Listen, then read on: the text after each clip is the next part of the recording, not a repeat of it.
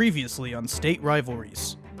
Mine, meow, mine, meow, mine, meow, mine, meow, mine, meow. Mine, meow, mine, meow, mine, meow, mine, meow, mine, meow, mine, meow. Aha, mine! Mien! Mine.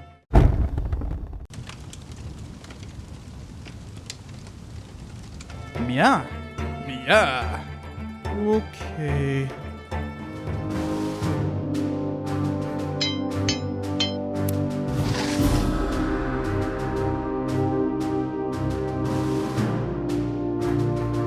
This episode is sponsored by viewers like you and World of Warships. It's a free-to-play game on PC, where you can captain a warship from World War II.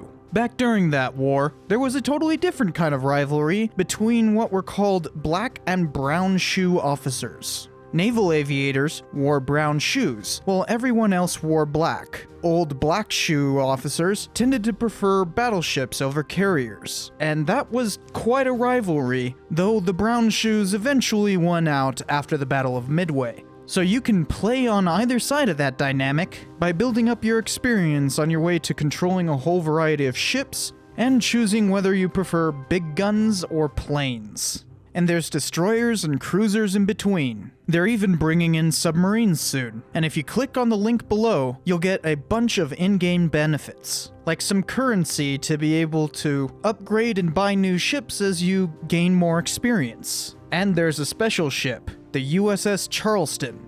Not that one.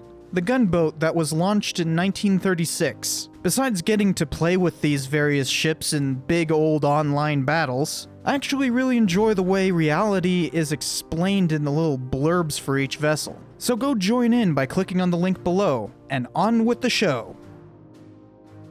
The 100 Years' War was over, and France wrested control from the English. As a result, only 2 years later England descended into a series of dynastic struggles for 3 decades, known as the War of the Roses. Since Henry VII spent time in exile in France, when he finally arose as the first Tudor monarch of England, the two countries maintained a fairly cordial relationship, though Henry VII had joined an Italian coalition against France for a couple of years. But despite the peace, Calais remained a thorn in France's side. Henry VIII was so cordial with Francis I that they met on a field in Calais under a tent made of golden cloth to make a lasting peace. But something went sour, possibly because Francis easily beat Henry in a wrestling match. Either way, Henry VIII allied England with Charles V of the Holy Roman Empire. Charles was challenging Francis over dominion in a number of areas throughout Europe, but especially Italy. So from 1421 to 26, England and France fought a proxy war over Holy Roman Empire holdings on the Italian peninsula. Since Henry didn't get anything out of the Treaty of Hampton Court, he kind of rescinded his alliance with Charles, but soon there was an even bigger rift.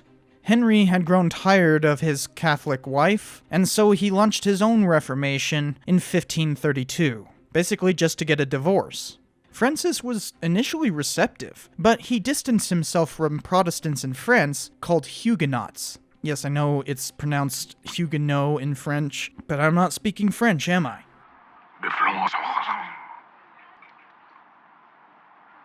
It's been nice knowing you. Have a lovely dinner.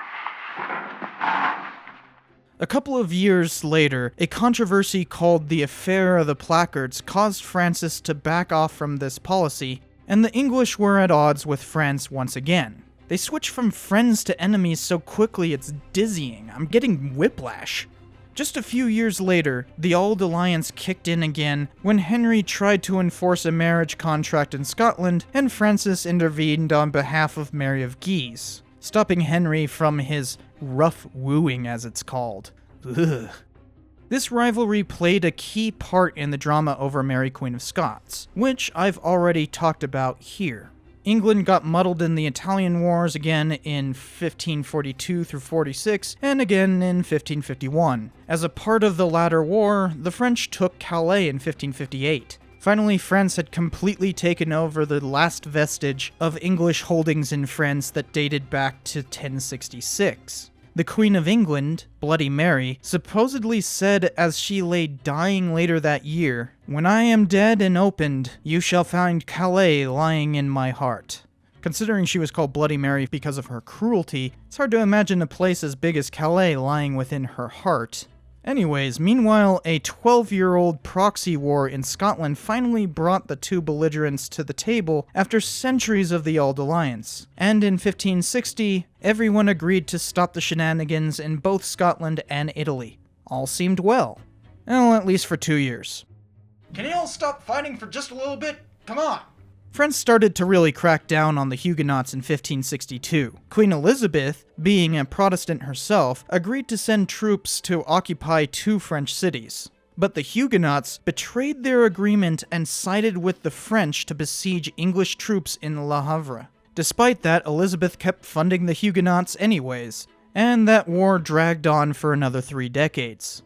In the meantime, Elizabeth was a bit preoccupied with the war with Spain for the rest of her reign, which ended with her death in 1603. The French Catholic League joined in that war too, so hostilities between England and France never went away. But the Catholic League itself was at various times opposed to France as a whole, at least the French elite. So sometimes Elizabeth actually helped the French king fight the French Catholic League. And at other times, the French Catholic League got their way, with Henry IV flipping from Protestantism to Catholicism in 1593. So all of that is way too confusing. Privateers in the Caribbean, such as Sir Francis Drake, harassed all countries on behalf of their various crowns. Those colonies in the New World created greater tensions between European powers, which would keep bringing France and England to blows for a couple centuries. But after the Anglo-Spanish War ended in 1605, somehow they managed to maintain peace all the way until 1627, which was the longest period of peace for them since 1066. But those Huguenots had to get at it again, of course. They started rebelling against France in the 1620s. The ascension of James I after Elizabeth united the crowns of Scotland and England, and so he had much more power to wield. He pitted English naval superiority against Louis XIII's stronger armies. In a set-piece siege at La Rochelle, the Royalists beat the English-backed Huguenots, thereby keeping the English off French shores and ultimately winning the war a year later. While all this was going on, the Holy Roman Empire was in trouble with the 30 Years' War, which was fought over religion to begin with. England intervened in 1625. To aid their Protestant allies in the Netherlands. France actually intervened on the English side a decade later, specifically to fight Habsburgs in the Holy Roman Empire. France and England were basically allies for the first time, but really only in that the enemy of my enemy kind of way. During that, the Wars of the Three Kingdoms started, which were a series of civil wars, invasions of Ireland, rebellions, and conflicts internal to Britain. France, of course, supported Catholics opposing English Protestants. Charles II of England hid in France for a while before taking the English crown. As if all that wasn't crazy enough, a series of wars erupted with the Netherlands, as part of a series of independence movements based around Protestantism. Sometimes the English fought alongside the French, and other times they opposed each other. There was decades of fighting there, and it was never clear who was on what side for longer than a couple of years. Oh, and it gets crazier, because we're about to hit the second 100 Years' War, or I guess the third, depending on how you count it. Seriously, how are there 300 Years' Wars, and none of them are a single war? The heck? James II scared the British with the possibility of a Catholic dynasty in England. So they overthrew him in 1688 in favor of Mary II and her husband William of Orange. Since Orange was in the Netherlands at that point, and William happened to be the stadtholder, which was kind of de facto head of state, and the Netherlands had been fighting France over territorial disputes over the course of the previous decade, this triggered a direct war with France. Louis XIV was the most powerful monarch in the world in 1688, so a grand alliance was formed, including England, to cut him down to size, which is what made the 9 Years' War. It was only a minor victory for the alliance. This was the first of a series of wars in the New World that are known here as the French and Indian Wars. From then onward, the French and British fought a series of wars in the frontiers of their American colonies, all with separate names here in the States. For instance, we call the 9 Years' War here King William's War, named after William of Orange. A few years after the 9 Years' War, a war over Spanish succession brought France into it, on behalf of Philip of Anjou maintaining the throne of Spain and thereby gaining dynastic power over their neighbors. England intervened against the French in order to maintain the balance of power in Europe. And the War of Spanish Succession, or Queen Anne's War as we know it here, ended with no clear winner and a bunch of territory swapping hands, though Louis XIV was clearly no longer the most powerful monarch in the world. The French supported a Jacobite uprising right afterward in the newly christened Great Britain, but that failed. Instead, France exiled the Jacobites to form an alliance with Britain a year later. This period is known as the Peace of Utrecht, where there was almost 30 years of general peace in Europe. Of course, there were minor uprisings and intrigues throughout, including those Jacobite uprisings and plenty of sporadic wars in the Americas, such as Dummer's War. But peace is always a misleading word. Another succession crisis in Austria brought France and Britain to blows again in 1740. This was another massive European war that effectively brought much of the world to blows, hence why it's called King George's War, or the War of Jenkins' Ear, in the US today. It too barely changed anything by its conclusion in 1748.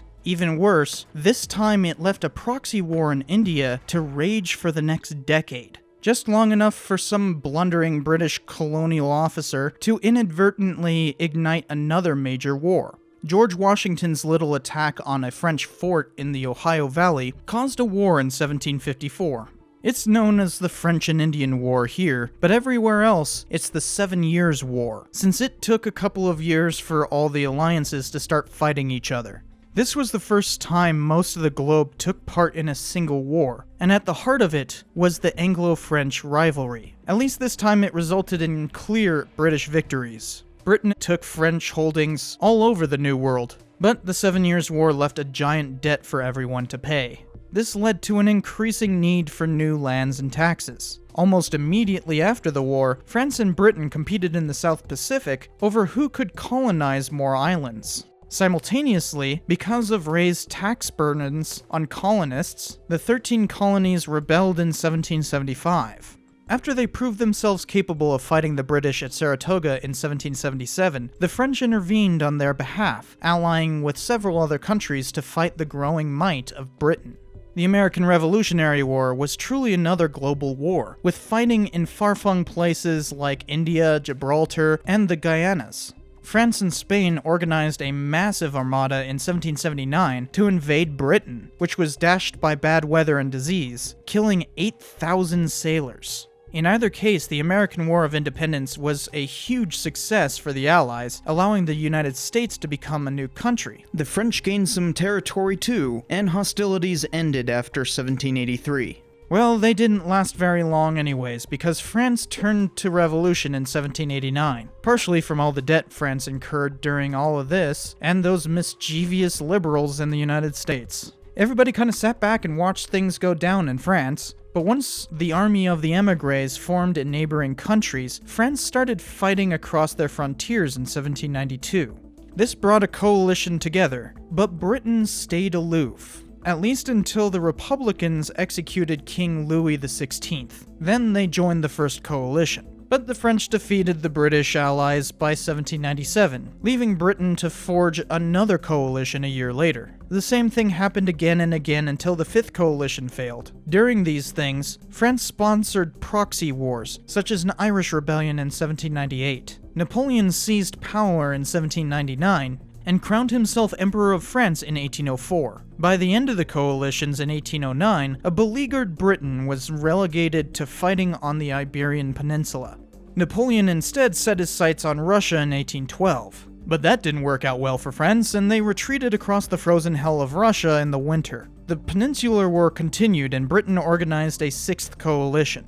This time they defeated Napoleon in 1814, sent him packing to Elba, and restored the Bourbon monarchy. A year later, Napoleon returned for the 100 Days' War, but after his defeat at Waterloo, the 7th Coalition sent him to a remote island in the South Atlantic for the rest of his days. From 1815 onward, France managed to keep an alliance with Britain. This was a time of peace called the Concert of Europe. Even when Napoleon III came to power and started mucking about with interventions everywhere, Britain kept her relationship with France cordial. They even worked together to defeat Russia during the Crimean War, though only through some of the worst logistical failures the world has ever seen, and again, to defeat China during the Second Opium War. When Napoleon III ended up fighting Prussia in 1870, Britain remained neutral on that one. But throughout the 19th century, even though all this supposed peace was going on, Britain and France were competing with each other, but not fighting each other directly like they had a century prior. Instead, they both scrambled for African and Asian colonies. These colonies eventually bordered each other as they carved up more and more domains. And in 1898, a small incident in Fashoda nearly brought the two states into war again. But with the looming threat of an ever more powerful Germany, they managed to finally stop themselves from going to war with each other. Seeing that they had become closer and closer allies in other spheres, French Foreign Minister Théophile Delcasse sought to avoid potential colonial warfare and solidify their growing alliance. Plus, Germany had formed a triple alliance in 1882, which threatened both France and Britain. In 1904, a series of agreements were made called the Entente Cordiale. The Entente Cordiale. If you ask me, too much entente and far too cordial. The trouble with these international affairs is that they attract foreigners. Finally, the wars between France and England officially ended with a concrete alliance. They fought alongside one another in World War I and II, though the Brits always like to point out that France surrendered to Germany at the beginning of World War II, despite the fact that, the Brits themselves surrendered the territory as well. But I might as well get some French jokes in there anyways. So why does the new French Navy have glass-bottom boats? To see the old French Navy. I can sell you a perfectly new French gun. Only been dropped once. How do you tell the difference between a French plane and anyone else in a dogfight? It's the one flying away. Ever notice that everyone in the French army have sunburned armpits? That's kinda strange. A French and an American tank run into each other during training. The Americans pop out complaining about whiplash, while the French come out waving a white flag. Hilariously enough, in the 1830s, their naval ensign literally was a white flag. Well, enough of that. During World War II, the Axis-controlled Vichy France did end up fighting Britain in a few battles, especially in the Mediterranean and Africa. Britain finally returned the favor of William the Conqueror taking all that land in 1066, by them instead conquering Normandy in 1944 and installing the French Provisional Government. So, to this day, they remain steadfast allies and integral parts of NATO and the UN Security Council, who fought together during the Suez Crisis, trying to take back the Suez Canal from Egyptian nationalization, despite the rest of the world siding with Egypt.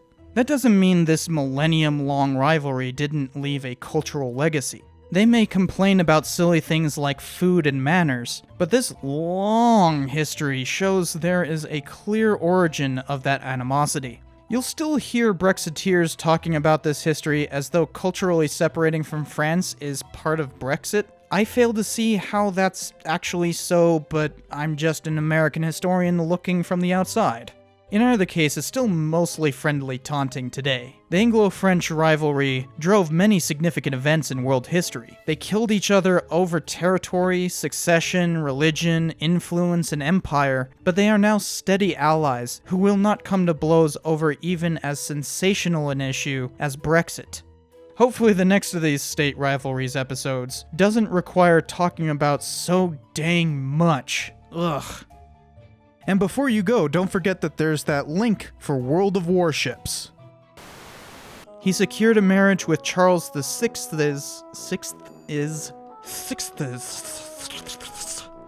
A series of wars erupted with the Neverland. Okay. The leader of the Dutch, Peter Pan.